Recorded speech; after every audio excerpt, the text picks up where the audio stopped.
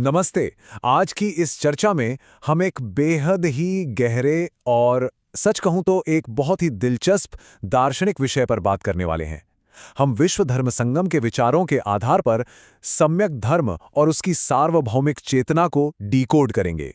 बिना किसी लाग लपेट या पूर्वाग्रह के आइए इस वैचारिक सफर की शुरुआत करते हैं। तो चलिए सीधे मुद्दे पर आते हैं। इन विचारों की शुरुआत एक बहुत ही बेसिक लेकिन सच में एक बहुत ही पावरफुल सवाल से होती है।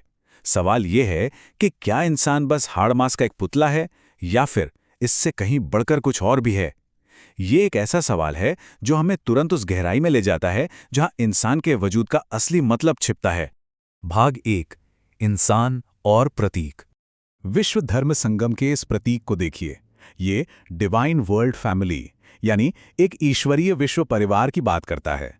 इन विचारों में साफ तौर पर कहा गया है कि हम इंसान सिर्फ एक भौतिक शरीर नहीं हैं। हम हमारी यादों, भावनाओं, विचारों, शब्दों और चेतना का एक जीता जागता केंद्र हैं। सोचिए, हमारी जिंदगी का हर एक काम, हर एक रिश्ता किसी न किसी नाम, रूप या प्रतीक से ही तो जुड़ा होता है ना। बिना यादों और संकेतों के हमारी कोई भी सामाजिक या आध्यात्मिक व्यवस्था, सच मानिए, मुमकिन ही नहीं है।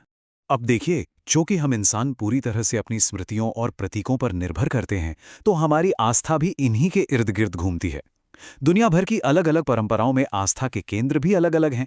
कहीं मूर्तियां हैं, कहीं पवित्र शब्द हैं, कोई किसी खास दिशा को मानता है तो कोई किताबों, झंडों या अपने महापुरुषों को। यहाँ एक बहुत पते की बात कही गई है। किसी दूसरे की पूजा करने के तरीके या उनके प्रतीकों का मजाक उड़ाना असल में हमारे खुद के अज्ञान को दिखाता है, क्योंकि हम इंसान बने ही ऐसे हैं। हमारा मन किसी न किसी रूप या प्रतीक को तो पकड़ेगा ही। आगे बढ़ते हैं। भाग 2, धर्म का असली मकसद।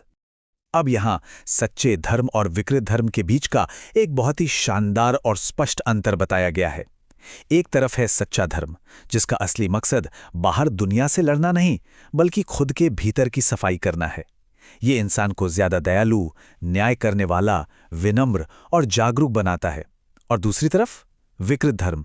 अगर कोई भी धर्म लोगों के बीच नफरत, हिंसा, अहंकार, बंटवारा और डर पैदा करने लगे, तो समझ लीजिए कि वो अपने मूल रास्ते से बिल्कुल भटक चुका है। ये तुलना बहुत ही निष्पक्ष तरीके से हमें बताती है कि धर्म का असली असर कैसा होना चाहिए।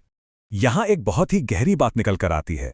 इंसान का सबसे बड़ा संकट बाहरी दुनिया का अलग होना नहीं है, बल्कि उसके अंदर का ज्ञान है। जब हम सिर्फ दूसरों पर गुस्सा करने या उग्र प्रतिक्रिया देने में उलझ जाते हैं ना, तो हम आपस में बातचीत करने की क्षमता ही खो देते हैं। सच तो ये है कि प्रतिक्रिया हमेशा विनाश लाती है, जबकि बातचीत से, संवाद से समझ पैदा होती है। सच्ची आस्था वहीं पनपती है जहां थोड़ी सी विनम्रता हो, जहां संवाद का रास्ता खुला हो और जहां सच को ढूंढने की आग बुझी ना हो। भाग 3, प्रकृति का सार्वभौमिक सिस्टम। क्या आपने कभी गौर किया है कि प्रकृति कैसे काम करती है? वो पूरी तरह से निष्पक्ष है।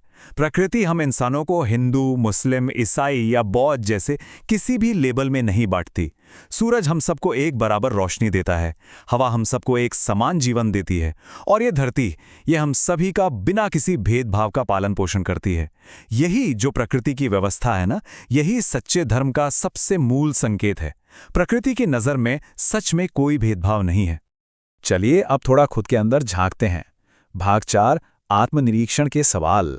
सबसे पहला सवाल जो हमें खुद से पूछना चाहिए वो ये है कि मैं आखिर किससे बंधा हूं? क्या मैं अपनी किसी संकीर्ण सोच से बंधा हूं, किसी खास समूह के अहंकार से, या फिर उन पुरानी धारणाओं से जिन्हें मैंने बस मान लिया है? ये एक ऐसा सवाल है जिस पर हमें सच में शांति से बैठकर सोचना चाहिए। आत्ममंथन का दूसरा बड़ा सवाल, मैं किसका विरोध कर रहा हूं और क्यों कर रहा हूं? क्या मेरा ये विरोध सिर्फ मेरे अज्ञान और मेरे पूर्वाग्रहों पर टिका है, या इसके पीछे कोई गहरी समझ भी है?